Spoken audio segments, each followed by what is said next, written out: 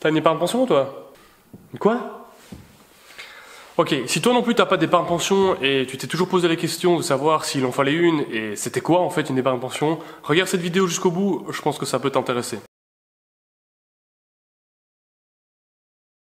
Salut à toi, alors si tu me connais pas, je m'appelle Adrian et l'objectif de cette chaîne en fait c'est de te montrer toutes des astuces, toutes des techniques pour générer plus de revenus et en tout cas avoir un revenu passif. Alors je me suis beaucoup renseigné sur le sujet, j'ai fait mes études sur le sujet, j'ai travaillé dans pas mal de banques et dans la gestion de fortune et donc voilà, n'hésite pas à liker cette vidéo si tu aimes le contenu et si tu voudrais en savoir plus sur tout ce qui est lié à l'argent, je te conseille de t'abonner à cette chaîne. Avant toute chose, il faut que tu saches que la pension se base sur 4 piliers. Le premier pilier, c'est la pension légale. C'est la pension que tu vas toucher à tes 65, 67 ans si tu es jeune comme moi, ça vient de changer et ça risque fortement de changer encore. Donc actuellement, la pension moyenne en Belgique, elle est de 1550 € en tant qu'employé. En tant qu'indépendant, on est aux alentours de 1300 €. Donc clairement, c'est pas suffisant pour subvenir à tes besoins à tes 67 ans. Donc on va voir les autres piliers. Le deuxième pilier, c'est l'assurance groupe. L'assurance groupe, c'est celle que ton employé va te payer, mais plutôt que de te payer sur ton compte en banque, il va cotiser pour toi dans une assurance groupe que tu toucheras aussi à ta pension. Et là, tu décideras de prendre le montant en une seule fois ou bien des mensualités, à toi de voir à ce moment-là. Ok, on est au troisième pilier. Le plus important et le sujet de cette vidéo, c'est l'épargne pension ou l'épargne long terme. Donc en fait, l'État a mis en place des incitants fiscaux pour te donner envie que tu cotises toi-même pour ta pension. À savoir que l'incitant fiscal est assez intéressant, il est de 30%, voire un peu moins 25%, mais je vais t'expliquer tout de suite. Ok, donc on peut voir ici en fait, voilà, tu peux mettre soit rien du tout, ou 980 € ou 1260 €. Bon, tu peux mettre tout ce qu'il y a entre, évidemment. Mais il faut savoir que donc les 980 € que tu vas mettre, ça représente 81,70 € par mois. Ça me paraît pas être un sacrifice énorme, et ça te permet de toi, en tout cas, épargner un peu d'argent. Si tu fais ça, l'État va te donner 30% lors de ta déclaration fiscale. Donc moi, chaque année, je retouche les 294 € par an, et à savoir chaque année je retouche de l'argent des impôts. En moyenne je suis aux alentours de 2000-2005. En tout cas je fais tout ce qui est déductible fiscalement. Et alors, moi je vois pas l'intérêt de mettre 280 € en plus, c'est un effort quand même assez important chaque année pour finalement ne retoucher que 21 € en plus. Et d'ailleurs il y a un piège qu'on va voir ici, on voit bien que sur cette courbe qui augmente petit à petit, donc le montant à gauche c'est ce que toi tu auras cotisé, le montant à droite c'est ce que tu vas retoucher des impôts, c'est logique que plus tu mets, plus tu vas retoucher, mais à un moment donné quand tu passes au-delà des 980 €, donc si je mets 10 € en plus, 990 €, je ne vais retoucher que 248 €. La même chose que ce que j'aurais retouché si je n'avais mis que 830 €. Donc voilà, c'est vraiment pour montrer le piège entre le 980 € et 1180 € parce qu'on voit, voilà, si je dessine une petite courbe entre les deux, on met des montants, enfin je mets 200 € de plus pour finalement le même avantage fiscal. Donc personnellement, je préfère mettre 980 € et ne pas devoir mettre davantage. Pour continuer sur cette épargne pension, il faut savoir que tu as le choix entre une branche 21 et une branche 23. On va se consacrer d'abord. La branche 21, qu'est-ce que c'est? C'est 1, une garantie de capital, 2, un rendement garanti, 3, une petite participation bénéficiaire s'il y en a, et 4, il n'y a pas de 4. Ok, le capital est garanti, mais c'est sur papier. Pourquoi? Parce que imagine que ton épargne en branche 21 te rapporte un taux garanti qui actuellement sera peut-être aux alentours de 0%, mais il te donne une participation bénéficiaire de 1%, mais puis qu'il y a des frais d'entrée, donc ça veut dire que chaque fois que tu vas mettre ces 80,67 € ou 80 ou 30 €, la banque ou l'assureur va te piquer 1%. Donc le 1% que tu gagnes, moins le 1% que tu payes chaque fois que tu rentres, il te reste plus grand chose. Et alors le dernier élément qui est le plus important, c'est l'inflation. Moins les 2% d'inflation, combien est-ce qu'il te reste à la fin? Tu as perdu du capital. Donc capital garanti, je déteste ce mot. Il faut savoir que le risque zéro n'existe pas. Le deuxième point, c'est l'épargne long terme. Je ne vais pas en parler trop dans cette vidéo parce que c'est pas le sujet, mais si ça t'intéresse, n'hésite pas à mettre un commentaire, j'en parlerai dans une prochaine vidéo. La deuxième possibilité pour ton épargne pension, ce n'est plus une branche 21, mais c'est une branche 23. La branche 23, c'est que tu investis en fait ton argent sur les marchés financiers. À savoir que sur les marchés financiers, tu peux acheter soit des actions, soit des obligations, ou encore plein d'autres actifs financiers. Mais on va prendre ces deux exemples qui sont les plus courants. Une action, c'est tu es propriétaire en partie de la société. Donc ça veut dire que tu participes aux bénéfices et aux pertes de la société. Tu es actionnaire. Tu peux même participer aux assemblées générales pour pouvoir donner ton avis sur une ou l'autre politique qui pourrait être mise en place. Alors, l'obligation, pourquoi est-ce qu'elle est considérée moins risquée? Tout simplement parce que là, tu prêtes ton argent. Donc, il y a une durée qui est prédéterminée, comme quand tu fais un crédit hypothécaire. Tu prêtes ton argent, par exemple, à Coca-Cola pendant 10 ans. Pendant 10 ans, tu sais que tu as un rendement de 2% qui représente le coupon. Donc tu as 2% de coupon chaque année et à la 10e année, tu récupères tout ton capital. C'est pour ça qu'on considère que l'obligation est moins risquée que l'action. Surtout que si la société fait faillite, qu'est-ce qu'on va faire? C'est on va d'abord rembourser. Donc il y a un curateur qui vient, un gars qui s'occupe de revendre tous les actifs. Imaginons Coca-Cola fait faillite demain. Le curateur va revendre tous les actifs de la société, rembourser d'abord les dettes de l'État, donc toutes les taxes et autres que Coca-Cola n'aurait pas payées, puis il y aurait les créanciers de la boîte, donc ceux qui ont prêté leur argent, et puis seulement on va rembourser les actionnaires s'il reste encore quelque chose. Donc tu vois qu'il y a un certain niveau de risque différent entre les actions et les obligations, ce qui permet une certaine diversification. Donc une branche 23, tu vas investir là-dedans, dans les marchés financiers, soit dans les actions, soit dans les obligations, soit un mix des deux. Donc là, il y a des fonds qui sont très différents d'une banque à l'autre, qui est géré d'une manière totalement différente aussi. Donc ça, c'est en fonction de ton profil de risque. Mais personnellement, je vais t'expliquer ici pourquoi moi, j'investis que dans les marchés financiers. Premièrement, il y a un délai très très long. C'est-à-dire, j'ai un horizon d'investissement qui est très long étant donné que je suis jeune. J'ai actuellement 28 ans, j'ai cotisé dans mon épargne pension depuis que j'ai commencé à travailler, c'est-à-dire depuis mes 22 ans.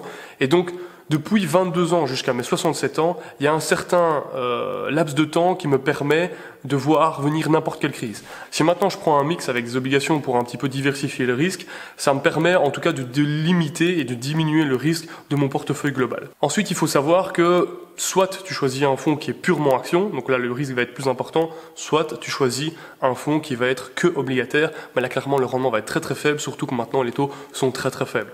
Donc ça c'est à toi de voir avec ton banquier, mais personnellement je te conseille de faire une branche 23. D'autant plus maintenant que je vais te parler d'un principe qui est très intéressant, c'est l'investissement périodique. Du fait que tous les mois tu vas mettre une certaine somme, tous les mois en fait ton assureur va acheter des parts dans les marchés financiers. Donc ça limite ton risque fortement. Si, imaginons, on fasse totalement l'inverse, donc tu as touché 100 000 euros, je sais pas moi, au loto, et que tu comptes les investir aujourd'hui dans les marchés financiers, peut-être que demain il y aura une crise. Et donc tu auras investi 100 000 euros aujourd'hui, et demain tu perds 30%, tu te retrouves à 70 000 euros. Tu as perdu 30 000 euros d'un coup, en une fois. Par contre, si tu fais des investissements périodiques, tous les mois, tu vas acheter avec des prix différents. Donc tu vas acheter peut-être aujourd'hui à 100, demain à 120 parce que ça a augmenté, et le lendemain il y a une crise et tu rachètes plus qu'à 80. Donc c'est un peu comme si c'était les soldes, et donc c'est très intéressant d'acheter à ce moment-là. Et comme le mois d'après on n'a pas encore complètement repris toute la baisse, on est peut-être à 90, donc tu rachètes encore moins cher qu'au tout début. Et finalement ça te permet de lisser ton prix d'achat moyen. Si tu n'as pas tout compris, je vais te remontrer ça ici sur le graphe. Voilà, prenons un exemple très concret. Je vais prendre mon exemple à moi. Moi personnellement j'ai 28 ans, donc en fait ça me calcule ici, je vais devoir encore cotiser pendant 39 ans. Enfin, je peux cotiser pendant 39 ans avant d'arriver à mes 67 ans. Et imaginons que je mette le montant que j'ai déterminé juste ici à l'instant, donc 980 euros, et j'ai un rendement moyen. Si tu mets ton argent sur un compte épargne et que tu ne fais rien d'autre, donc toi tu fais pas d'épargne pension, ton compte épargne actuellement il te rapporte 0,11% par an en moyenne. Et l'inflation c'est quoi? L'inflation c'est l'augmentation du prix de la vie. Tu sais bien qu'un pain avant ça coûtait je sais pas moi 50 cents, maintenant tu payes 2 euros ton pain. Ouais biche, ça c'est l'évolution du prix de la vie et ça va continuer comme ça. Actuellement on est aux alentours de 1,80% par an d'inflation. On voit bien que ici les 38 000 en fait c'est quoi? C'est si je mets ces 980 euros sous mon matelas pendant 39 ans, en principe ça devrait faire 38 220 euros. Sauf que, donc si je prends en compte le rendement de 0,11% et l'inflation de 1,80%, c'est ce qu'on appelle actualiser des cash flows. Ça veut dire que tu prends la vraie valeur en pouvoir d'achat. Tu ne vas pas avoir 38 220 euros de pouvoir d'achat, mais 28 158. Par contre, si tu fais ce que je t'ai dit, tu fais une petite épargne pension en branche 23 dans un fonds qui est mixte. Par exemple, ici j'ai pris comparebank.be où il reprend beaucoup de fonds ici qu'on peut retrouver en Belgique. Je prends le premier que je connais assez, c'est le Argenta défensif. En moyenne, sur les 5 dernières années, il fait 4,14% par an. Ça me paraît correct pour un fonds défensif ou middle, donc 50-50, ça veut dire 50% d'actions, 50% d'obligations. Et j'ai été sur le site d'Argenta pour vérifier les frais. Il n'y a pas de frais d'entrée, donc je suis bien sur le site d'Argenta, pas de frais d'entrée pour leur fonds d'épargne pension et pas de frais de sortie. Mais il y a 1,33%, pourquoi? Parce qu'il faut payer le gars là qui s'occupe de gérer tes actifs. C'était mon boulot avant, je gérais les actifs des gens. Les gens me payaient une certaine commission chaque année. Donc ce 1,33%, c'est les frais qu'on paye aux gestionnaires. Je reviens ici, on a vu que le rendement moyen était plus ou moins, allez on va dire, de 4,10% par an. L'inflation, on la garde égale pour comparer des pommes avec des pommes. L'avantage fiscal est de 30%, étant donné que j'ai mis 980 euros. Et les frais annuels, on a vu que c'était 1,33%. Mais par contre, il n'y avait pas de frais d'entrée, donc 0%. C'est pour ça que je trouve intéressant l'Argenta ici. ici. Je fais pas du tout de pub pour Argenta. Par contre, là, vraiment très attention à ce point ici. Chose qu'on ne communique pas beaucoup et qu'on ne vous dit pas, c'est oui, l'État vous donne un avantage fiscal de 30% chaque année. C'est bien. Merci l'État. Pour une fois que tu nous donnes quelque chose. Par contre, ces petits cochons, à tes 60 ans, ils vont venir te choper 8% d'un capital fictif qui aurait évolué à 4,75%. Je vais pas trop rentrer dans les détails, mais en gros, toi, tu touches réellement 4,10% par an, donc si tout va bien. Et l'État, il pense que tu as 4,75% par an. Le capital fictif sur lequel ils vont se baser, ici dans mon exemple, avec une formule mathématique, c'est 73 803 €. Ils vont te choper 8% de ce montant-là. C'est le montant que j'ai mis ici. Donc la taxe de sortie ici, pour mon cas, ce serait 5 904,25 € que je vais payer à mes 60 piges. Mais mon capital brut à 67 ans, il a évolué, étant donné que j'ai mis 980 € chaque année, que j'ai eu un rendement de 4,10, bouffé de 1,80% par l'inflation et bouffé de 1,33% des frais de gestion qu'on a payé aux gars qui gèrent nos actifs. Ça représente 46 185,49. On est quand même bien au-delà des 28 158 si tu les avais tapés sous ton matelas. Et puis tu as ton avantage fiscal ici que j'ai actualisé au taux du compte épargne avec une inflation de 1,80. Donc ça veut dire voilà, tu l'as simplement mis sur ton compte épargne mais tu t'es fait bouffer par l'inflation. Donc tu n'as un avantage fiscal que de 8 447. Si par contre, au lieu de les mettre sur ton compte épargne, tu les investis, je sais pas moi, du 3% par an, alors tu vois qu'on a 14 000 plutôt que les 8 000. Mais j'essaye d'être un petit peu défensif et conservateur. Donc ton avantage fiscal finalement il est quand même bien bouffé ici par cette taxe de 8%, mais tu as toujours quand même cet avantage fiscal qui est quand même intéressant, ça représente quand même plus ou moins 2400 €. Et au total, tu auras 48 728 à tes 67 ans. Imaginons que je vive encore pendant 30 ans, donc jusqu'à maintenant 97 piges, hein, je le souhaite à tout le monde, voire plus. Ça te fait un petit complément de pension de 135,36 € par mois. Si tu retires tout ça et tu le mets sur ton compte, après ce montant, il peut toujours travailler pendant que les années filent. Par contre, si tu es très agressif comme je reviens sur mon site comparebanque.be, et plutôt que de prendre l'Argenta défensif, je descends,